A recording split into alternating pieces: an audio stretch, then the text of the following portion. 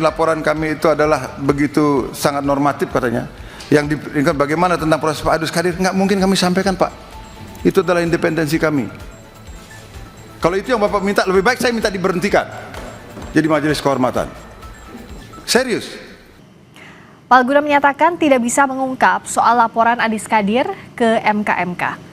Menurut Palguna, jika membuka laporan itu dia akan menyalahi sumpah jabatannya. Ia pun menyebut tidak ada pihak lain yang tahu substansi perkembangan laporan terhadap Adis Kadir kecuali 3 hakim MK dan meminta semua pihak menunggu hasil putusan. Palguna juga menegaskan hingga kini MK belum memutuskan sikap apakah laporan tersebut akan dilanjutkan atau tidak karena perkara ini masih dalam proses pemeriksaan pendahuluan.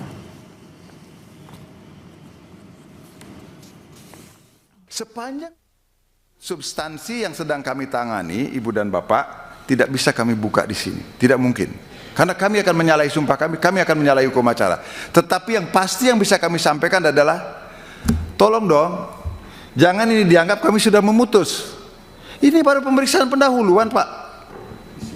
Pemeriksaan pendahuluan itu intinya nanti 2 kan sudah kami sampaikan tadi. 1 bisa diteruskan pemeriksaan persidangan atau bisa langsung putusan yang Bapak tanyakan tadi, Pak.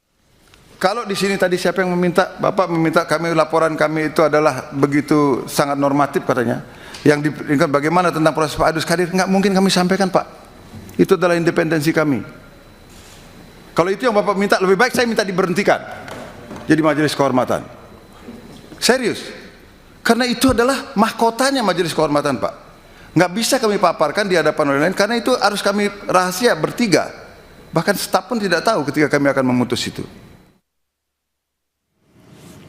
Sebelumnya sejumlah anggota Komisi 3 DPR RI mempertanyakan kewenangan MK memproses laporan terkait Hakim MK Adis Kadir.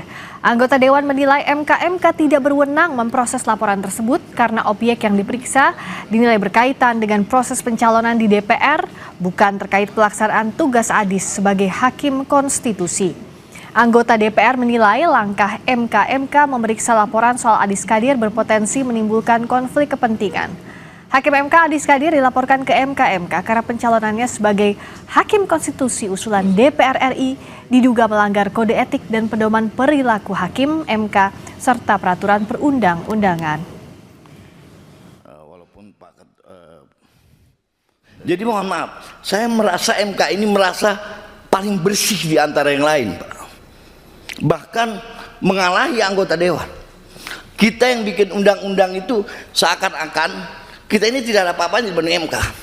Asal Bapak tahu, Pak, kami ini di sini dipilih oleh rakyat, dan Bapak bukan dipilih oleh rakyat. Terima kasih. Bukan rahasia umum, Pak. Tadi Bapak mengatakan tidak ada pelapor. Kita ada pelapor.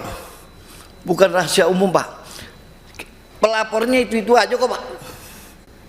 Salah satu saya tidak perlu menyebutkan nama, Pak. Pada waktu Hakim MK yang lalu, saya tidak sebutkan namanya, saya tahu tuh, misalnya tahun 2009 Undang-undang pemilu pada waktu itu di pemilihan dengan suara terbanyak, yang melapor orang dari Surabaya, dan berkali-kali orangnya itu aja yang lapor. Jadi ini udah rahasia umum, Pak. Makanya oleh karena itu saya berharap bersikap bijaklah MK.